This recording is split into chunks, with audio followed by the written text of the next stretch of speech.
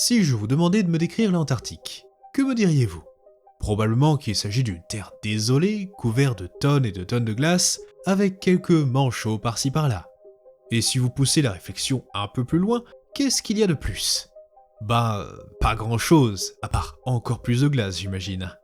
Logique après tout, car ce continent compte à lui seul 90% de tous les glaciers sur Terre, et à certains endroits, ceux-ci font plusieurs kilomètres d'épaisseur. Pour beaucoup, l'Antarctique a toujours été ainsi et le sera vraisemblablement pour toujours. Sauf que c'est totalement faux, car il fut un temps où l'Antarctique n'avait pas seulement moins de glace, mais était au contraire un paradis luxuriant, rempli d'animaux étranges et dont la fin fut assez tragique. Un monde perdu au sens propre du terme. Ainsi, à quoi ressemblait ce continent et quels étaient ses habitants juste avant l'arrivée de l'ère glaciaire? Déjà, récapitulons. Bien que l'Antarctique soit aujourd'hui connue comme le plus solitaire des 7 continents, avec aucune frontière naturelle, elle était autrefois bien plus sociable, située plus au nord et plus proche des autres masses terrestres. En fait, même pendant une bonne partie de son histoire, elle était carrément reliée au reste du monde, collée à l'Amérique du Sud et à l'Australie pendant des centaines de millions d'années. Petit à petit, elle s'isola et fut seulement reliée par des ponts terrestres, permettant quand même à toutes sortes d'animaux d'utiliser l'Antarctique comme résidence d'été, dont de nombreux dinosaures. Nous savons cela car des chercheurs ont trouvé des crânes de sauropodes sur ces 3 continents, ceux-ci quasiment identiques les uns les autres, impliquant donc une faune assez proche entre les 3. Et en plus d'immigrer, une grande variété de dinosaures et d'autres animaux décidèrent même de s'y installer. Or, je détaille tout ça dans la première partie de la vidéo, avec les dinos et autres créatures étranges hantant l'Antarctique durant le Crétacé. Ce continent était bien plus chaud durant le Mésozoïque, ceci grâce à une latitude un peu plus au nord et à des températures mondiales globalement plus élevées. Ceci donna une température moyenne d'environ 12 degrés à la fin du Crétacé, soit plus chaud que de nombreux pays européens, comme l'Allemagne par exemple.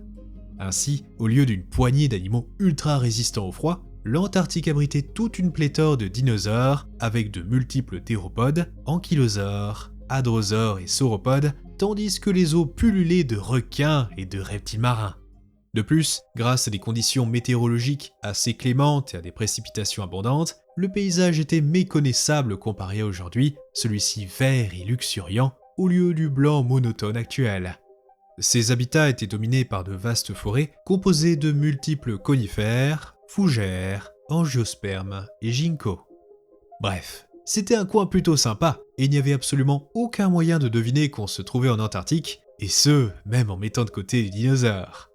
Cependant, cela fait bien longtemps que les dinosaures non aviens ont disparu de l'Antarctique, ainsi que du reste du monde d'ailleurs. Malgré sa position protégée et proche du pôle sud, l'Antarctique ne fut pas épargné par l'astéroïde qui mit fin aux dinosaures. Celui-ci généra de gigantesques tsunamis ravageant les côtes, chauffa suffisamment l'air pour cuire tous les animaux n'ayant pas pu s'abriter et déclencha des feux de forêt à l'échelle mondiale. Même quand les incendies se calmèrent, la situation empira d'autant plus, car le monde se refroidit brusquement à cause des immenses quantités de poussière, de soufre et d'autres joyeusetés qui bloquaient le soleil, plongeant le monde dans un court mais intense âge de glace. Cependant, notre histoire n'est pas encore terminée, car l'Antarctique dégela assez vite et vit naître une biodiversité encore plus riche et diverse qu'au Mésozoïque. En effet, malgré l'idée reçue que le Cénozoïque était globalement une époque assez froide, l'Antarctique devint peut-être encore plus chaude qu'avant. Et tout ça grâce au phénomène inverse de l'âge de glace, un super effet de serre. Étonnamment, suite à la fin du Crétacé, les températures commencèrent à grimper, résultat d'une importante augmentation des taux de dioxyde de carbone, dont l'origine exacte reste encore incertaine. Quoi qu'il en soit, cela entraîna de grands bouleversements climatiques et la Terre devint de plus en plus chaude, avec le Paléocène et l'Éocène étant bien plus chauds qu'aujourd'hui. Pour tout vous dire, lors d'un événement climatique connu sous le nom de maximum thermique de l'Éocène numéro 1, la Terre aurait peut-être atteint son point le plus chaud durant ces 100 derniers millions d'années. Et en Antarctique, on aurait pu observer des températures moyennes incroyables d'environ 25 degrés, comparables au Kenya actuel. Il faut dire aussi que même si le continent avait dérivé vers le sud depuis le Crétacé, il se trouvait plus au nord qu'aujourd'hui, à une latitude autour de 60 degrés sud. Ceci permit à de nombreuses plantes de se répandre et de coloniser le continent, des plantes qui n'auraient aujourd'hui aucune chance d'y survivre. Et si vous retrouviez coincé là-bas durant la majeure partie du Paléogène, vous penseriez peut-être vivre sur une île tropicale, entourée de palmiers, cyprès et nénuphars, plutôt que par des plaines désolées et des glaciers. Bon après, ne vous emballez pas trop quand même, car si vous commenciez à explorer ce monde perdu durant l'Éocène, vous réaliseriez bien vite que ce n'était pas un paradis pour autant, avec d'autres types de menaces. Aujourd'hui, le plus grand animal terrestre est un simple moucheron aptère de la taille d'une petite fourmi, donc rien de folichon on va dire. Mais à cette époque, les boss de l'Antarctique étaient bien plus grands et bien plus terrifiants. Des dinosaures. Oui, je vous assure, juste pas ceux auxquels vous pensez. Je parle plutôt de leurs descendants, des animaux n'ayant rien à leur envier en termes de charisme. Les oiseaux terreurs, aussi appelés Phorus racidés. Vous êtes peut-être un peu confus, car ces volatiles sont surtout connus pour avoir dominé l'Amérique du Sud, pas l'Antarctique. Mais c'est là qu'intervient le pont terrestre dont je vous ai parlé plus tôt, ce dernier existant encore périodiquement durant le Cénozoïque, et les deux continents sont peut-être restés connectés jusqu'à il y a 40 millions d'années. Ceci permit aux oiseaux terreurs de débarquer sur ce continent et d'y semer le chaos. Ceci pourvu de grands becs recourbés puissants, capables de déchirer et démembrer des proies, et de longues pattes robustes, équipées de grandes griffes en faucilles, permettant de plaquer leurs proies au sol, ou juste de les transpercer. De dignes petits cousins des raptors. De plus, l'espèce d'Antarctique, hélas non décrite à ce jour, était probablement l'une des pires que vous puissiez rencontrer, avec des fossiles ressemblant fortement au Phorus racos. Un genre sud-américain particulièrement grand, pouvant dépasser la taille d'une autruche mâle en se tenant environ 2,5 mètres de haut pour un poids de 130 kg, soit à peu près 3 fois celui d'un loup. Or, malgré leur poids, ils n'étaient pas 3 fois plus lents qu'un loup, bien au contraire. Car grâce à l'anatomie de leurs jambes, ils étaient incroyablement rapides, courant à plus de 50 km/h et leur permettant de chasser une grande variété de proies. À notre connaissance, ils étaient probablement les super prédateurs terrestres d'Antarctique, patrouillant les zones forestières et les vastes prairies. Cependant, vu que le plus grand animal terrestre aujourd'hui est un insecte, on est en droit de se demander « mais qu'est-ce que ces oiseaux terreurs pouvaient donc chasser ?» Eh bien, le pont terrestre avec l'Amérique du Sud n'apporta pas que des prédateurs, mais aussi une armée de mammifères. Nous avons pu découvrir cela grâce à la formation La Meseta sur l'actuelle île Seymour, celle-ci s'échelonnant du Paléocène à l'Oligocène. Avec une telle durée, tout ce qu'on y trouve n'a pas forcément cohabité ensemble. Mais cela nous donne quand même une bonne idée générale d'à quoi ressemblait l'Antarctique quand elle était encore verte. Ainsi, grâce à ces ponts terrestres avec l'Amérique du Sud, on pouvait retrouver beaucoup des étranges mammifères typiques de ces régions. Les plus emblématiques furent les astrapotères, un groupe de mammifères éteints ressemblant à des rhinocéros ou des hippopotames, herbivores, et parmi les plus grandes créatures du continent. Cependant, seulement 2 genres furent découverts en Antarctique, Trigonostylops et Antarctodon. Les deux avaient des dents assez spécialisées et très larges, mais je vous assure, c'étaient bel et bien des végétariens. Bien que certains astrapotères atteignaient à peine la taille d'un pangolin, certaines espèces d'Antarctodon furent estimées à plus d'une demi-tonne, même si cela reste sujet à débat. Un autre mammifère qui lui est à la fois nettement mieux préservé et d'un poids similaire était le Nautilophos. Il s'agit peut-être de la plus grande créature terrestre d'Antarctique depuis la disparition des dinosaures non-aviens, avec des adultes pesant jusqu'à 400 kg, soit à peu près le poids d'un bœuf musqué actuel. Il devait se repaître de tout un tas de plantes à fleurs différentes, celles-ci très abondantes à l'époque. Et contrairement à Antarctodon, il n'était pas un astrapotère, mais un lithopterne. Un autre ordre éteint d'ongulés, certains pouvant devenir vraiment étranges. En effet, le seul autre lithopterne antarctique connu, le Victor lemonea, ne ressemblait à rien de ce que nous connaissons aujourd'hui. C'était un mammifère bien plus petit et pourvu de fosses nasales assez hautes, suggérant une possible trompe. Celle-ci aurait fonctionné un peu comme celle des tapirs et leur permettait d'attraper la végétation en hauteur. Mais plus récemment, d'autres études proposèrent que ces fosses nasales auraient pu former des lèvres préhensile, un peu à la manière d'un élan. Ou alors, un nez similaire à celui de l'antilope saïga qui aurait aidé à filtrer la poussière, se rafraîchir en été ou se réchauffer en hiver. Toutefois, bien que les astrapotères et les lithoptères étaient probablement les plus gros mammifères d'Antarctique, ils étaient loin d'être les plus nombreux.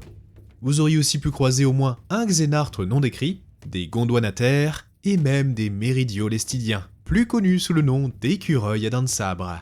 Ce groupe d'anciens mammifères portait de grandes dents à l'avant, d'où le nom, et auraient peut-être été les insectivores dominants du continent. De plus, ils auraient aussi pu être les plus anciens résidents du continent, ce groupe ayant survécu à l'extinction Crétacé-Tertiaire, sans doute grâce à leur petite taille et leur régime alimentaire. Mais les mammifères les plus abondants et diversifiés vont vous surprendre, car il s'agissait de nos amis, les marsupiaux. Quand vous pensez à un marsupial, vous imaginez sans doute lui, ou encore lui, des animaux australiens quoi. Eh bien, même s'il est vrai que l'Australie actuelle leur offre aujourd'hui une belle maison, la vérité est qu'ils n'en sont pas originaires, ayant évolué en Amérique du Sud. Ainsi, avec le jeu des migrations, ils se répandirent en Antarctique, puis migrèrent à nouveau vers l'Australie, ces deux continents étant aussi connectés pendant une bonne partie du Cénozoïque. 3 grands groupes de marsupiaux sont connus du registre fossile d'Antarctique, les Dérorhynchidés, les Polydolopimorphes et les microbiotères. Malheureusement, on ne sait presque rien des Dérorhynchidés, mais on en sait un peu plus sur les Polydolopimorphes qui étaient assez diversifiés et occupaient de nombreuses niches écologiques. Les microbiotères, eux, on les connaît très bien par contre, car il en existe encore aujourd'hui, même si bon, plus en Antarctique bien sûr. Le dernier représentant actuel est le Monito del Monte, ou petit singe de la montagne, qu'on trouve ainsi en Argentine et au Chili. D'ailleurs, fun fact, ces adorables boules de poils sont plus apparentés aux marsupiaux australiens qu'à leurs congénères américains. Mais passons. Dans tous les cas, les marsupiaux et de nombreux anciens mammifères sud-américains constituaient l'essentiel des écosystèmes antarctiques, fournissant quantité de proies aux maîtres des lieux. Mais nos lointains cousins n'avaient pas à craindre que les oiseaux, car d'autres carnivores avaient aussi élu domicile sur ces terres, enfin, dans les eaux surtout. Des prédateurs qui n'ont vraiment, mais alors vraiment pas leur place en Antarctique aujourd'hui, les crocodiles, ou du moins des crocodiliens. Les paléontologues ont longtemps supposé que des crocos vivaient sur le continent, ceci grâce aux ponts terrestres et aux températures clémentes, mais n'avaient jamais rien trouvé de concluant. Du moins, jusqu'à récemment, avec la découverte d'un immense ostéoderme datant de l'Éocène, correspondant à ceux observés chez divers crocodiliens modernes et éteints. On sait donc qu'il s'agissait bien d'un croco, mais lequel mystère. Ce qu'on sait cependant, c'est qu'il était gigantesque. L'ostéoderme en question correspondrait à un crocodile moderne d'environ 7 mètres de long, soit environ 15% de plus que le plus grand crocodile marin jamais enregistré, et 35% de plus que la moyenne. Donc, techniquement, ce mystérieux croco détient le titre du plus grand prédateur du continent durant le Cénozoïque, si l'on inclut les animaux semi-aquatiques bien sûr. Comme la quasi-totalité des crocodiliens, il était probablement un chasseur opportuniste, dominant les environnements d'eau douce et habitant potentiellement les eaux saumâtres et salées, comme le fait aujourd'hui ce cher Crocodilus porosus. Il aurait donc été en contact avec de nombreux mammifères, ceux-ci jamais totalement en sécurité quand ils allaient boire. D'ailleurs, avec une telle taille, aucun animal n'aurait pu lui échapper, pas même les grands oiseaux terreurs. Et ce mystérieux reptile n'aurait pas été le seul, car d'autres fossiles retrouvés non loin semblent indiquer qu'il existait aussi des crocodiliens plus spécialisés dans la région, avec notamment des régimes piscivores. Mais comme pour le premier, nous ne savons pas grand-chose sur ceux-ci. Ainsi, lorsque l'Antarctique était encore verte, pratiquement tous les animaux craignaient l'appétit féroce des crocodiles, incluant d'ailleurs des animaux très familiers, les créatures les plus emblématiques de l'Antarctique moderne, les manchots. On associe généralement ces derniers au froid, mais pourtant les manchots habitaient déjà l'Antarctique malgré les fortes températures. Or, c'est justement dans ces conditions qu'ils prospérèrent, apparaissant probablement sur les côtes de l'Australie ou de la Nouvelle-Zélande il y a 60 millions d'années, avant de rejoindre l'Antarctique. Ainsi, même si le continent est aujourd'hui considéré comme un havre de paix pour les manchots, c'était carrément le paradis à l'époque. À l'heure actuelle, seules 2 espèces de manchots occupent l'Antarctique à l'année, mais le Paléogène en connut plus de 16, chacune un peu différentes les unes des autres.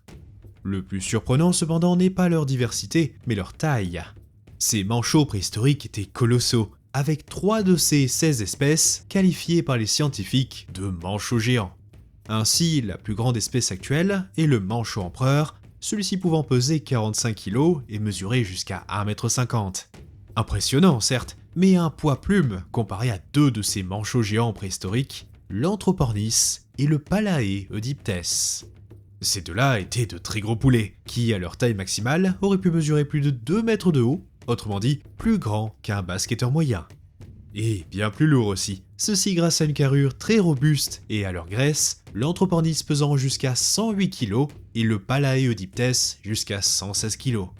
On parle donc d'un manchot plus lourd que beaucoup de grands félins, donc se prendre une taloche venant d'eux, ça devait faire mal. Comme vous vous en doutez, ils étaient tout aussi à l'aise dans l'eau que ceux d'aujourd'hui, potentiellement capables de retenir leur souffle pendant plus de 40 minutes et leur permettant de faire des ravages parmi les calamars, les poissons et le krill. Leur grande taille servait peut-être à économiser de l'énergie ou fut le résultat d'une abondance de ressources.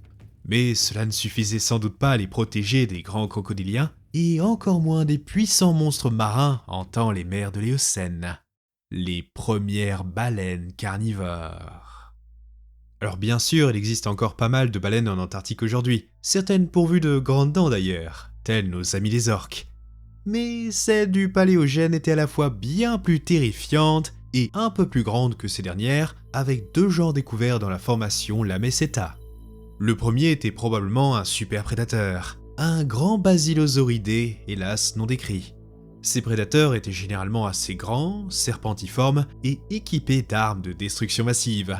Un crâne robuste, portant des dents pouvant facilement percer la peau, les muscles et les os.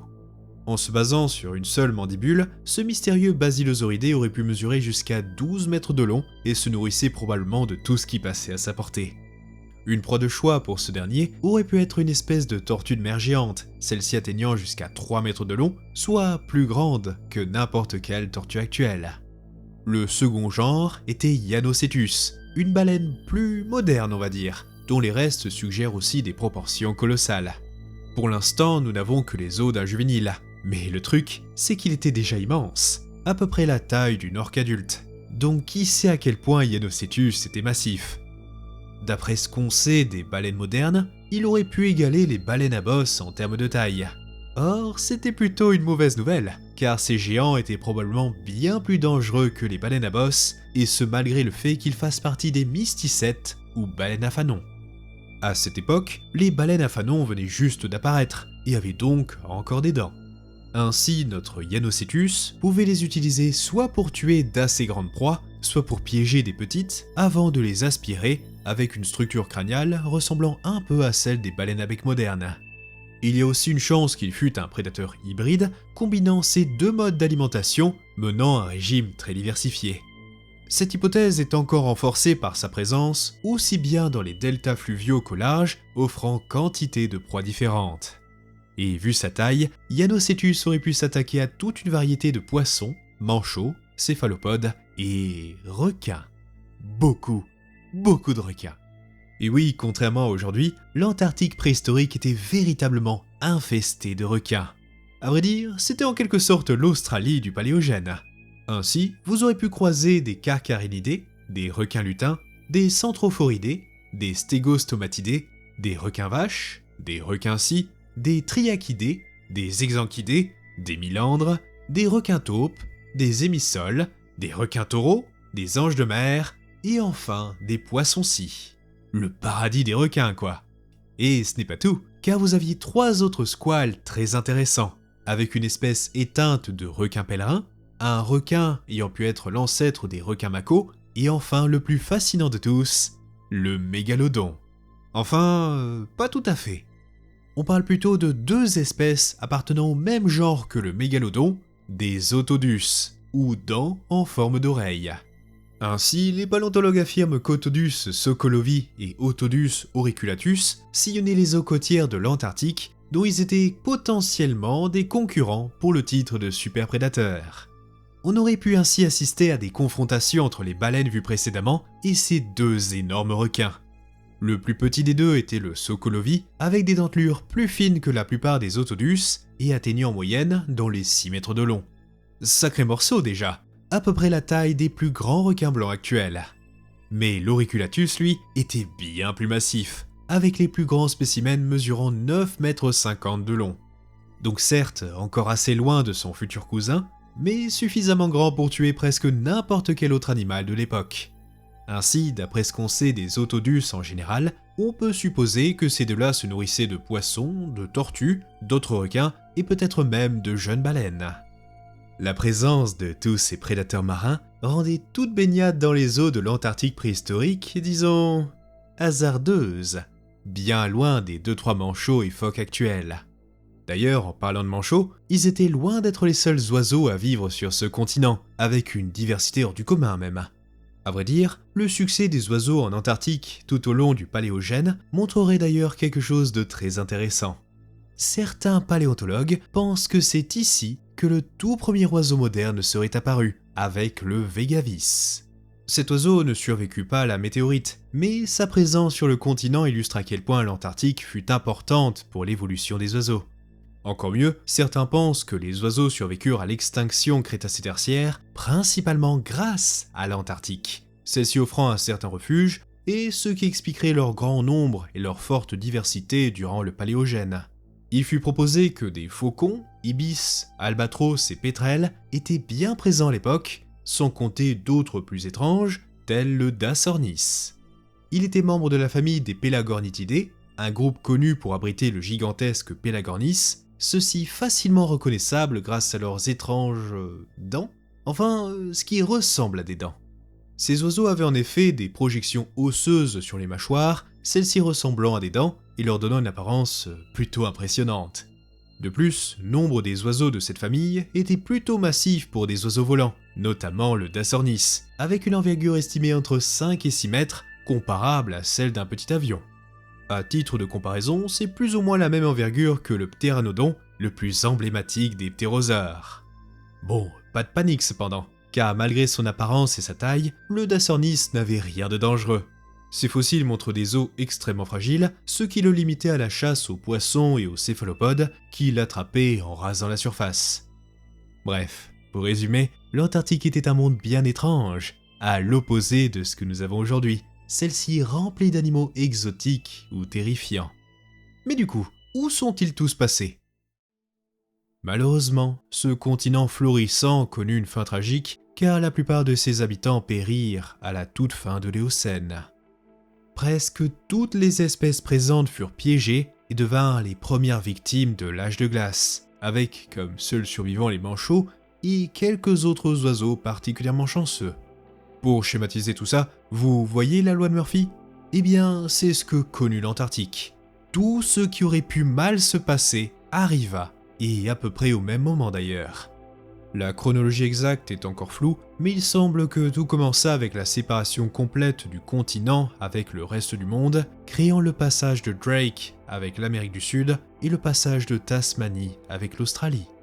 Une telle isolation signifiait que tous les animaux sur le continent étaient désormais prisonniers, ce qui n'était pas forcément un problème à la base, vu que l'Antarctique est tout de même assez grande.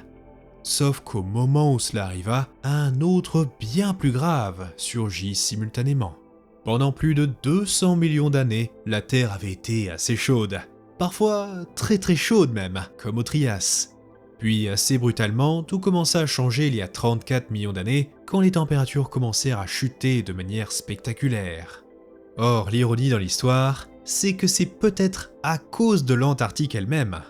L'ouverture des passages entre elle et ses anciens voisins entraîna la formation du courant circumpolaire antarctique. Un puissant courant marin d'eau froide, entourant l'Antarctique encore aujourd'hui, bloquant les eaux chaudes loin du continent et absorbant quantité de CO2. Et que se passe-t-il quand les taux de CO2 chutent? Ainsi, ce courant froid, combiné à son déplacement vers le sud, entraîna la formation des premières véritables calottes glaciaires depuis des centaines de millions d'années. Ceci marqua donc le début de l'âge de glace, dans lequel nous vivons encore d'ailleurs. Un froid glacial s'installa assez vite, éradiquant la majeure partie de la vie indigène, car les changements de température furent trop rapides pour que la plupart puissent s'adapter. Couplé à cela, la glace avala tous les riches habitats d'Antarctique, ne laissant que des pierres, des glaciers et 2-3 manchots. Son agonie fut lente et douloureuse, car le continent conserva encore des zones sans calotte où les derniers survivants purent trouver refuge, pendant un certain temps du moins.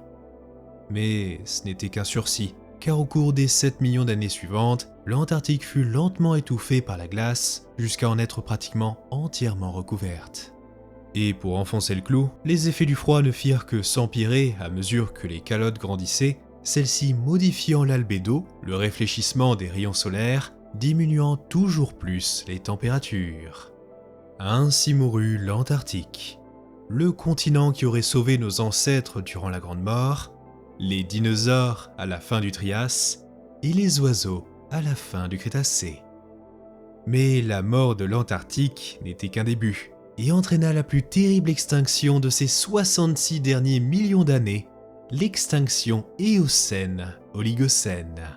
Mais ceci, les amis, est une autre histoire. Merci de votre attention, le pouce, le boost et l'abonnement du plaisir, et on se dit à la prochaine aux eaux perdues.